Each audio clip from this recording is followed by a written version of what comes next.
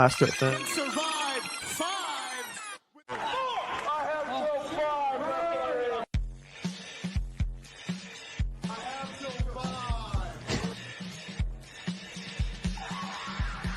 5. Hall of Famer Tito Santana. Hoping to give. Hello, hey guys. Hello there, my very good friends, ATB and Tan, till 5. Wedding my jeans, bro.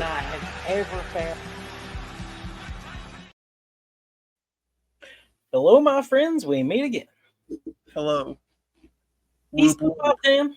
I'm Notorious ATB. We're back to talk about JCW Lunacy, and let's get straight into it. Lunacy 60, we start out with the investor being revealed as Vince Russo.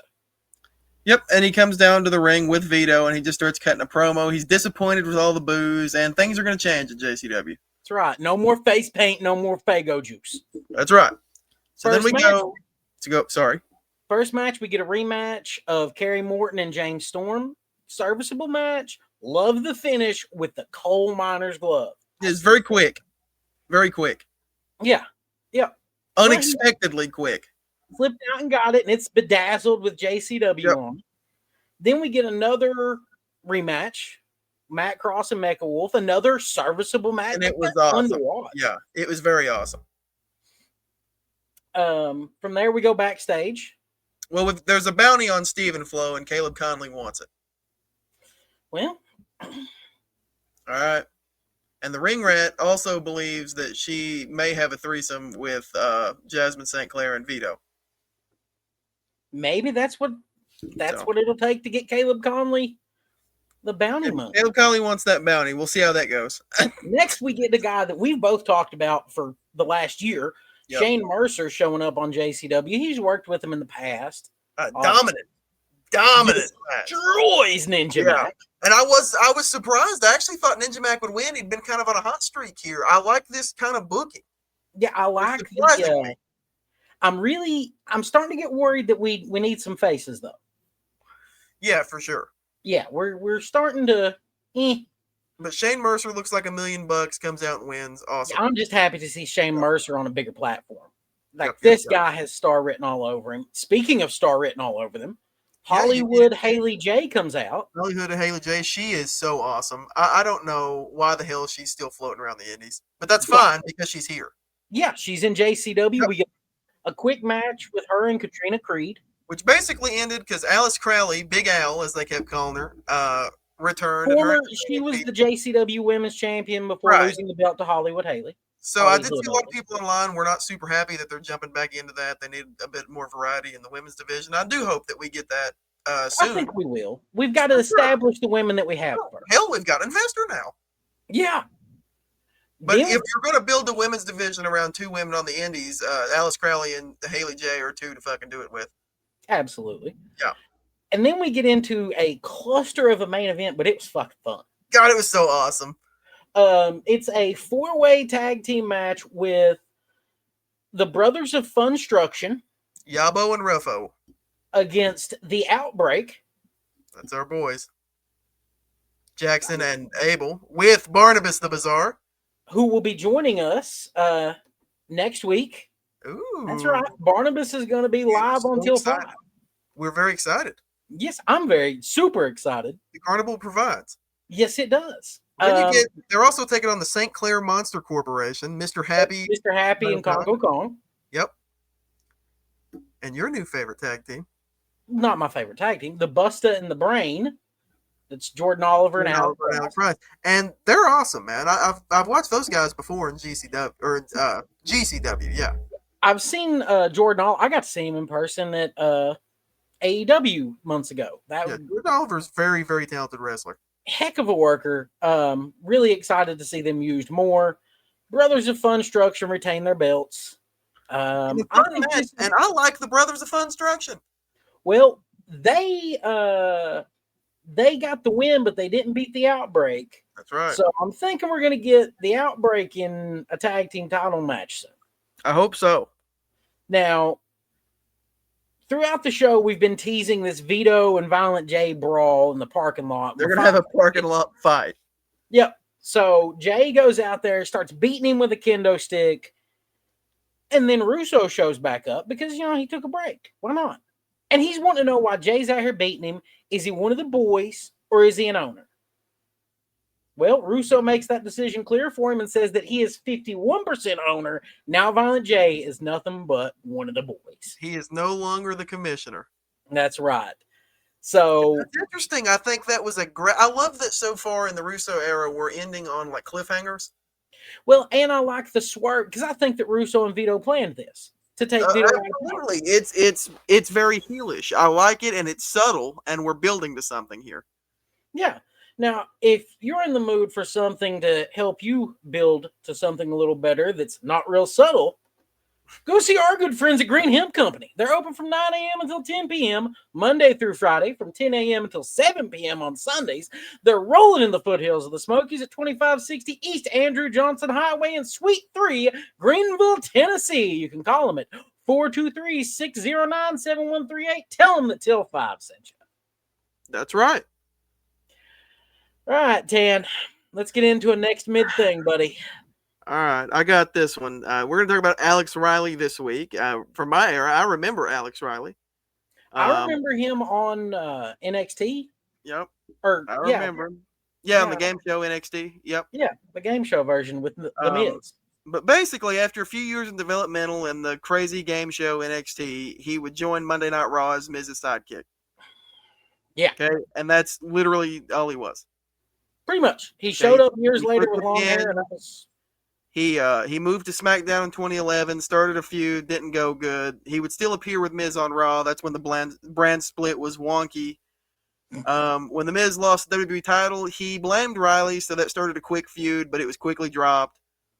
He would feud with Ziggler for a minute when Ziggler was with Vicky Guerrero, and that was it. He'd become a jobber. He lost 14 matches straight to Brodus Clay and Heath Slater.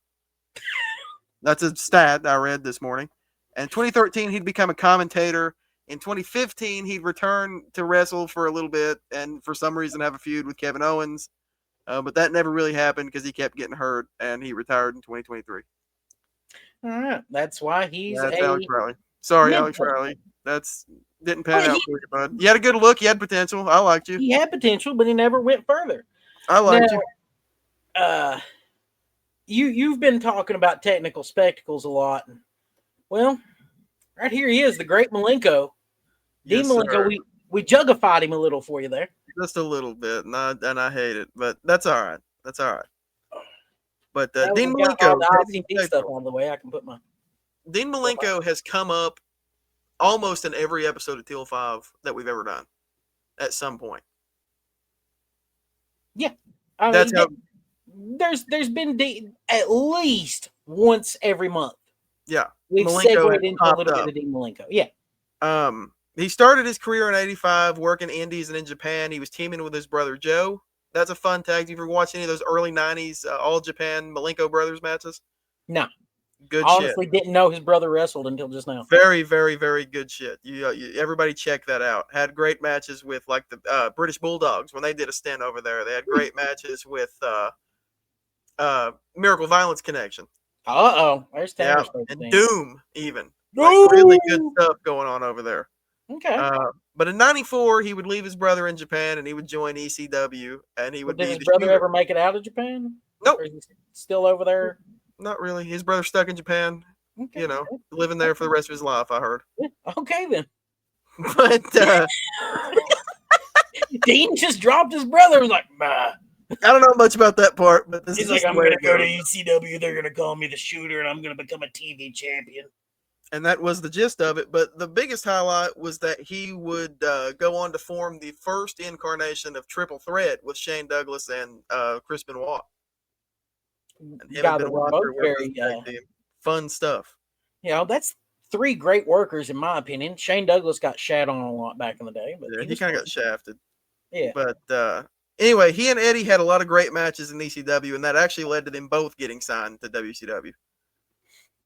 And that WCW is where I would get introduced to him more. Yep. He would become a 4-time cruiserweight champion there. He'd even win the U.S. title from Eddie Guerrero. Yep. Had a great feud with Chris Jericho where he dressed up as Cyclope at Yeah. Super Brawl and won a cruiserweight battle royal to face Jericho for the cruiserweight title, and then won the belt from him after he unmasked. It's great. I loved that moment. He joined the Four Horsemen and become a brief tag team champions with Chris Benoit. Well, and then Malenko was the one that in '99 was trying to keep the Horsemen together, but Flair went off his rocker. So then you get the Revolution with Shane Douglas and Benoit. And that was And, fun for a Perry little Saturn. bit till everybody but Shane jumped ship to WWF in 2001. Or in 2000, I mean. Yeah.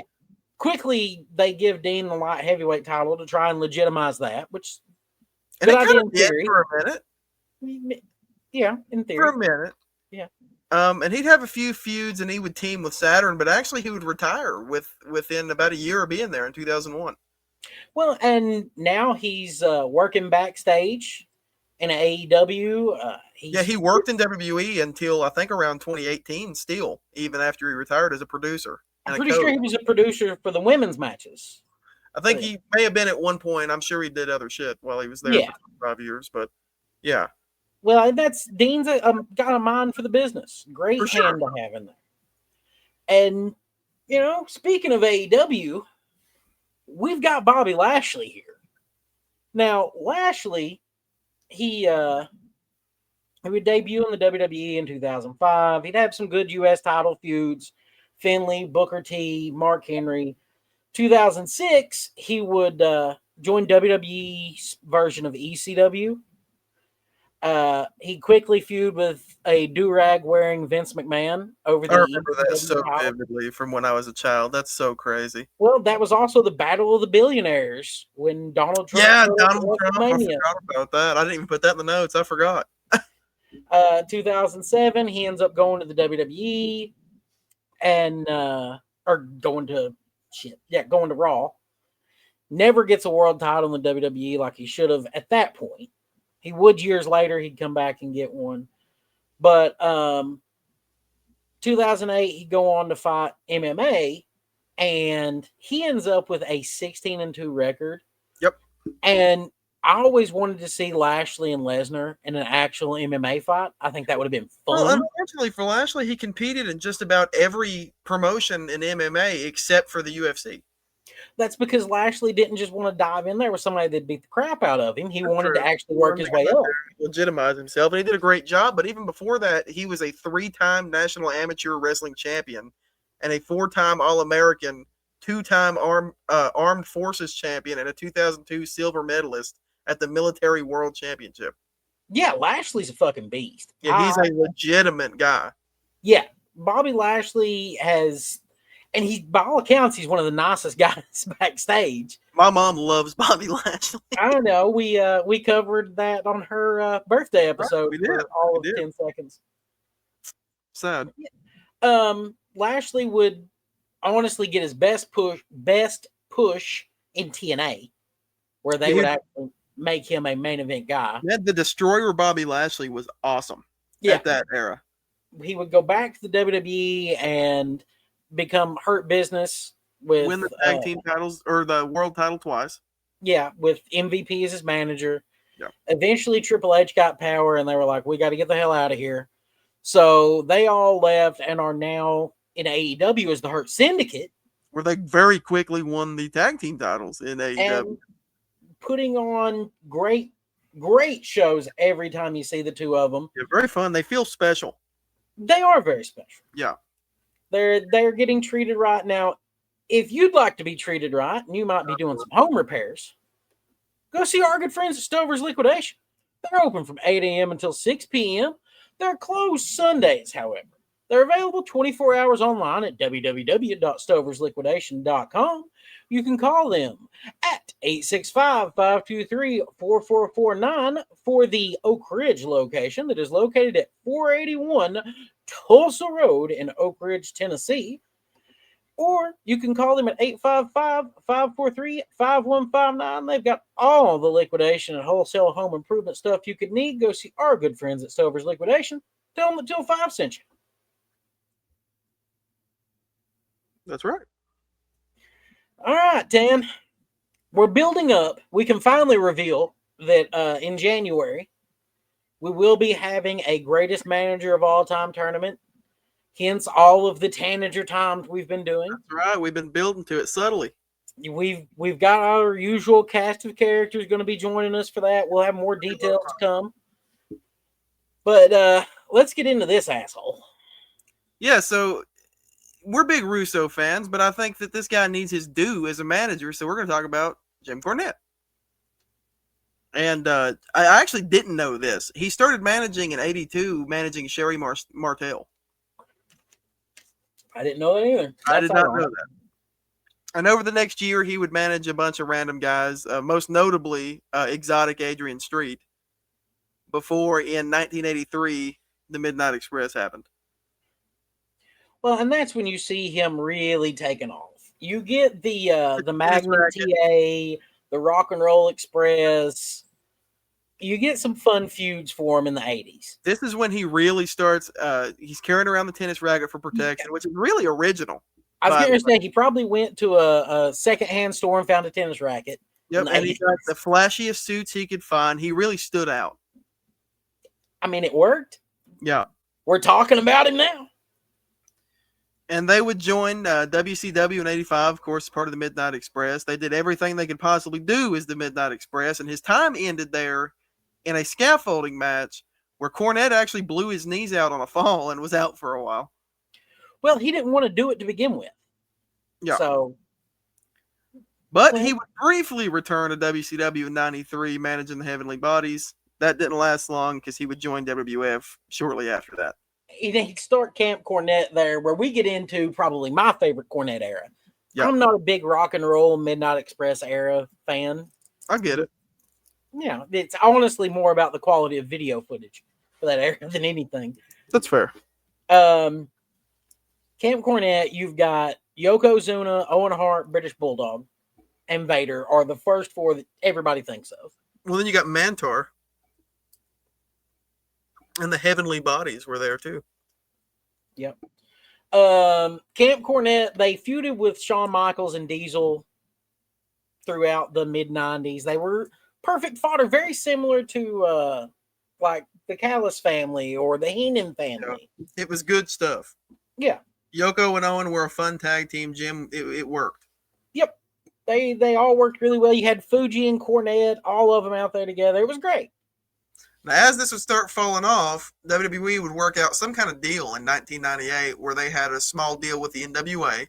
Well, they had to try and do something because the NWO was kicking the shit out of them every week on WCW. Yeah. So he would act as the manager for Team NWA during the NWA invasion, which featured Jeff Jarrett, Bob Holly, Bart Gunn, the Rock and Roll Express, Barry Windham, and Dan Severn. It's an interesting group of guys. It is. What did they call them? The new Midnight Express? Is that what they were? Bob Holly and Bart Gunn were the new Midnight Express. Yeah, that was awful. But I mean, it was interesting. But I mean, like you said, the big highlight definitely was Camp Cornette in the mid-90s for sure. Because not too long after the whole NWA thing was dropped, he kind of just stopped managing and would become the booker in OVW and pretty much be booking or become an on-screen authority figure after that. And it worked. He was really fun in ROH as a authority figure, but it's like he was fun in TNA as an authority figure. He was. I forget about that era, actually. He had Matt Morgan as his heavy, because we did that segment a couple weeks ago. Yeah, because he was a mid thing. That's right. See, they all connect. Yeah, see, little things like we're sprinkling pieces here. Quality entertainment. Tanner, I can't believe that we're done with an episode in 20 minutes. Yeah, that's unbelievable. So I guess we should probably talk about next week. Well, next week we will have Barnabas. We've had to shift a lot of our not a lot. We're shifting our schedule around because when you get an opportunity to work with someone like Barnabas, you got to take it. Yeah, this is someone that we want to work with. We're very grateful that he's accepted this opportunity, and we're happy to have him. We're very Hopefully excited. we can get some more JCW people in the coming months. Or anybody, man. If you have a name or you want to make a name in professional wrestling, hit us up. We'll talk. Yeah, and if you're not our cup of tea necessarily for indie bookings or indie podcast appearances, we have friends that we can direct you to. That's right. We've done this several times. Like we've got an open door till 5 for the Forbidden Pod because the door is always open. But we have a very keen interest in Barnabas, and we'll see you next week. Whoop, whoop.